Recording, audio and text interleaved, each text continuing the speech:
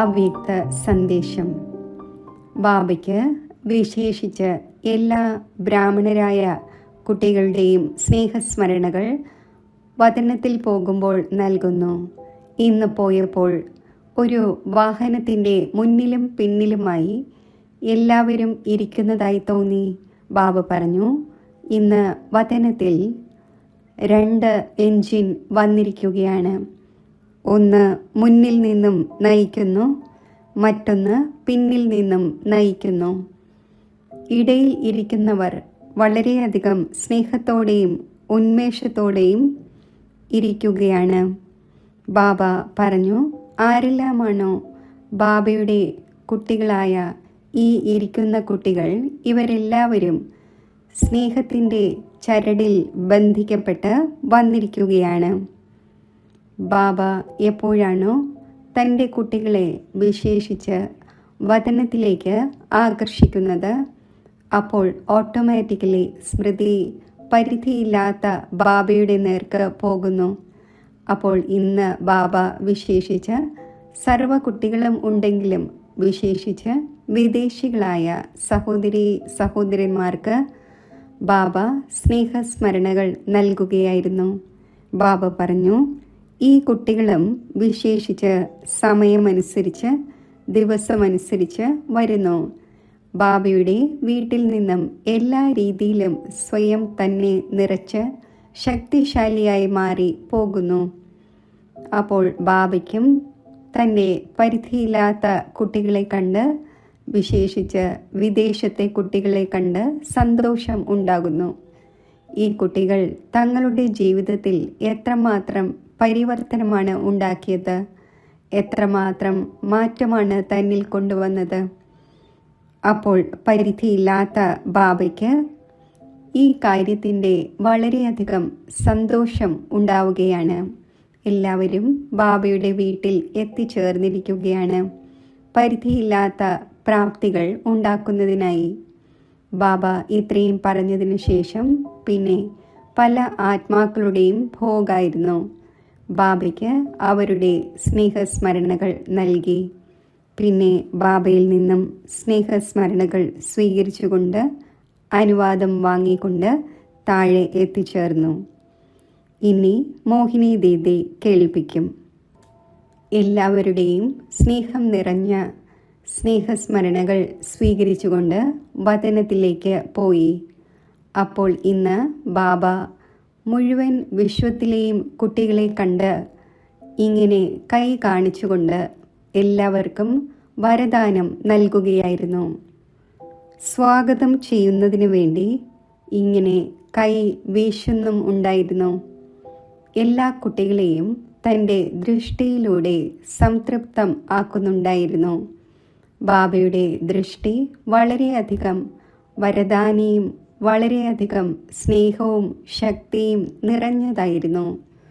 ഏതാനും നിമിഷത്തേക്ക് ബാബ ഇങ്ങനെ കൈ കാണിച്ചുകൊണ്ട് എല്ലാവർക്കും ദൃഷ്ടി നൽകുകയായിരുന്നു.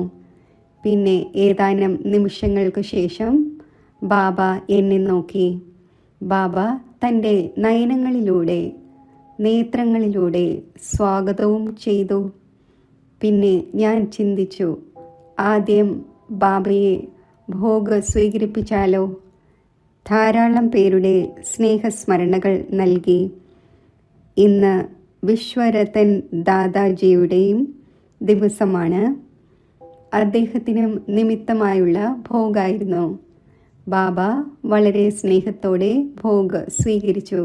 പിന്നെ ബാബ പറഞ്ഞു, നോക്കൂ, ഈ സമയത്ത് ഏത് പ്രകാരത്തിലുള്ള സേവനത്തിൻ്റെ ആവശ്യമാണ് ഉള്ളത്. ബാബ പറഞ്ഞു, ഏതുപോലെ. ബാബ കുട്ടികളെ തൻ്റെ ദൃഷ്ടിയിലൂടെ തൃപ്തരാക്കുന്നു. അപ്പോൾ നിങ്ങളെല്ലാ കുട്ടികളും ബാബയിൽ നിന്നും ദൃഷ്ടി എടുത്തുകൊണ്ട് തൻ്റെ ദൃഷ്ടിയിലൂടെ എല്ലാവരെയും തൃപ്തരാക്കൂ. ബാബ പറഞ്ഞു, സംസാരിക്കുന്നതിന് മുമ്പേ ദൃഷ്ടിയുടെ കൂടിക്കാഴ്ചയാണ് നടക്കുന്നത്. അപ്പോൾ ഇങ്ങനെയുള്ള ദൃഷ്ടി നൽകൂ. അതിലൂടെ അവർക്ക് അനുഭവം ഉണ്ടാകണം. താങ്കളുടെ ദൃഷ്ടിയിൽ പ്രഭുവിൻ്റെ സ്നേഹമുണ്ട്. പൂർണ്ണമായും വരദാനി സ്വരൂപമാകണം. പ്രഭുവിൻ്റെ സ്നേഹവും ഉണ്ടാകണം. ബാബ പറഞ്ഞു, നോക്കൂ, ബ്രഹ്മ ബാബ നിങ്ങൾക്കേവർക്കും ഉദാഹരണമാണ്. ബാബയുടെ ഓരോ ചുവടിന്മേൽ ചുവട് വെച്ചുകൊണ്ട് നടക്കുകയാണെങ്കിൽ മാർഗം വളരെ സഹജമായി തോന്നും. എപ്പോഴെല്ലാം ഏതെങ്കിലും കാര്യത്തിൻ്റെ ഡയറക്ഷൻ ആവശ്യമാണെങ്കിൽ, അതായത് ഞാൻ എന്താണ് ചെയ്യേണ്ടത്, എന്താണ് ചെയ്യാൻ പാടില്ലാത്തത് എന്ന് വരികയാണെങ്കിൽ ബ്രഹ്മ ബാബയെ നോക്കൂ. ബാബയെ നോക്കുമ്പോൾ ഏത് പ്രകാരത്തിലുള്ള ഡയറക്ഷൻ ആവശ്യമാണോ അത് താങ്കൾക്ക് ലഭിക്കും. ഇങ്ങനെ പറഞ്ഞ ശേഷം ബാബ പറഞ്ഞു, കുട്ടി, ബാബ ഇത് ആഗ്രഹിക്കുന്നു. ഓരോ പ്രകാരത്തിലുള്ള ഉത്തരവാദിത്വങ്ങൾ നിറവേറ്റിക്കൊണ്ടും തൻ്റെ പ്രകാശത്തിൻ്റെ കിരീടം, അതിനോടൊപ്പം പ്രകാശത്തിൻ്റെ കിരീടം പവിത്രതയുടേതാണ്, എന്നാൽ അതിനോടൊപ്പം ലൈറ്റായും ഇരിക്കൂ. അപ്പോൾ ലൈറ്റിൻ്റെ കിരീടം ഉണ്ടായിരിക്കുകയും ലൈറ്റായി ഇരിക്കുകയും വേണം. ബാബ പറഞ്ഞു, ഇങ്ങനെയുള്ള സമയം വന്നുകൊണ്ടിരിക്കുകയാണ്.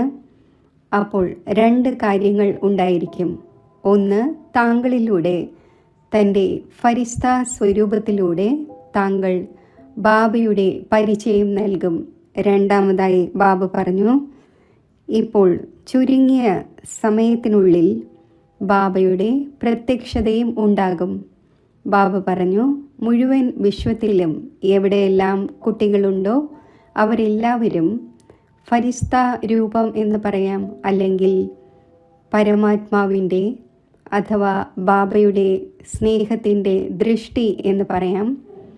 അത് ആവശ്യവുമാണ്. താങ്കൾ അത് നൽകുന്നതിന് വേണ്ടി തയ്യാറുമാണ്. ബാബയോട് ഞാൻ പറഞ്ഞു, 90 വർഷം പൂർത്തിയായിരിക്കുകയാണ്. ബാബയ്ക്ക് അറിയുകയും ചെയ്യാം. എല്ലാവരുടെയും മനസ്സിൽ, അത് ഭാരതത്തിലായാലും മുഴുവൻ വിശ്വത്തിലായാലും, നമ്മൾ അത് വളരെയധികം ആഹ്ലാദപൂർവം ഉന്മേഷത്തോടെയും ഉത്സാഹത്തോടെയും ആഘോഷിക്കണം എന്ന് ഞാൻ പറഞ്ഞു. ബാബ ഇതിനു വേണ്ടി ഏതെങ്കിലും ഡയറക്ഷൻ ഉണ്ടോ? അപ്പോൾ ബാബ പറഞ്ഞു, നോക്കൂ, ഒന്നാമതായി യജ്ഞത്തിൻ്റെ 90 വർഷം പൂർത്തിയായിക്കൊണ്ടിരിക്കുകയാണ്. രണ്ടാമതായി ബാബ പറഞ്ഞു, സേവനവും നടന്നുകൊണ്ടിരിക്കുകയാണ്. ഒന്ന്, യജ്ഞത്തിൻ്റെ 90 വർഷമായി അത് ബ്രാഹ്മണരായ കുട്ടികൾ ആഘോഷിക്കും. എന്നാൽ വിശ്വത്തിൽ സേവനവും നടക്കേണ്ടത് ആവശ്യമാണ്. അതിനുവേണ്ടി നിങ്ങളെല്ലാവരും പ്ലാൻ ചെയ്തുകൊണ്ടുമിരിക്കുകയാണ്, ചിന്തിക്കുകയും ചെയ്തുകൊണ്ടിരിക്കുന്നു. നമ്മൾ എന്ത് ടോപ്പിക് വയ്ക്കണം, എങ്ങനെ ചെയ്യണം, എങ്ങനെ ആഘോഷിക്കണം എന്നെല്ലാം. ബാബ പറഞ്ഞു, സെലിബ്രേഷനും ഉണ്ട്, തപസ്യയും ഉണ്ട്. താങ്കളുടെ തപസ്യയിലൂടെയും മുഴുവൻ വിശ്വത്തിലും സാക്ഷാത്കാരവും ഉണ്ടാകും.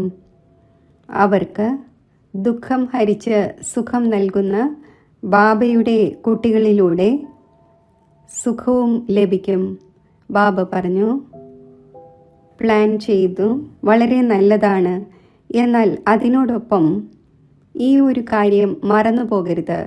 സ്വയം തന്നെയും തയ്യാറാക്കണം. ടോപ്പിക്കും കണ്ടെത്തൂ, സെലിബ്രേറ്റും ചെയ്യൂ, തപസ്യയും ചെയ്യൂ. എന്നാൽ സ്വയം തനിക്ക് വേണ്ടി ഒരു ദൃഢസങ്കല്പം എടുക്കൂ.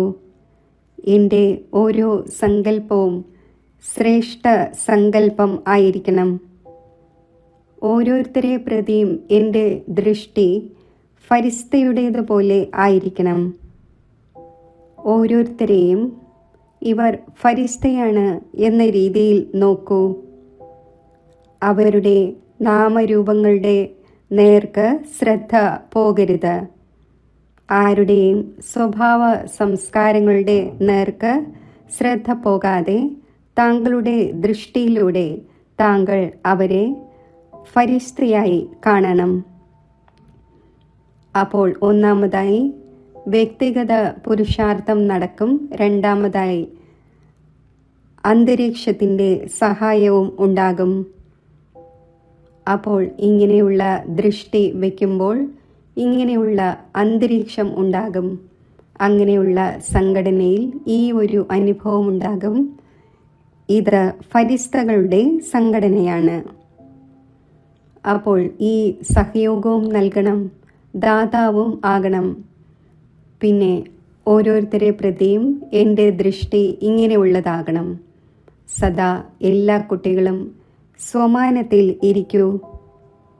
സംഗമയുഗത്തിൽ എല്ലാവരും രാജ്യ അധികാരികളാണ്. ബാബ കുട്ടികളിൽ സന്തുഷ്ടമാണ്. കുട്ടികൾ കർമ്മയോഗത്തിലൂടെ യജ്ഞം സംരക്ഷിക്കുകയാണെങ്കിലും തൻ്റെ ത്യാഗത്തിലൂടെയും തപസ്യയിലൂടെയും സംരക്ഷിക്കുകയാണെങ്കിലും ആത്മീയ സേവനത്തിലൂടെ സംരക്ഷിച്ചു കൊണ്ടിരിക്കുകയാണ്. ബാബ എല്ലാവരിലും വളരെയധികം പ്രസന്നമാണ്. അനുമോദനങ്ങളും നൽകുന്നു. എല്ലാവരും ഒരു ലക്ഷ്യം വച്ചിരിക്കുകയാണ്. സംഘടനയിൽ ഇരിക്കണം. ഏകമതത്തോടെയും ഏകതയോടെയും നടക്കണം. ഇങ്ങനെയുള്ള ലക്ഷ്യം വെച്ചുകൊണ്ട് ബാബ പറഞ്ഞു, വളരെ വേഗം ബാബയുടെ കാര്യം സമ്പന്നമാകണം. നിങ്ങൾക്കേവർക്കും സമ്പന്നമാവുകയും വേണം. ഇപ്രകാരം പറഞ്ഞ ശേഷം ആരെല്ലാമാണോ സ്നേഹസ്മരണകൾ നൽകിയിരുന്നത്, പോകുവെച്ചത്, എല്ലാവരെ പ്രതിയും വളരെയധികം സ്നേഹവും ഓർമ്മകളും നൽകി. ഓം ശാന്തി.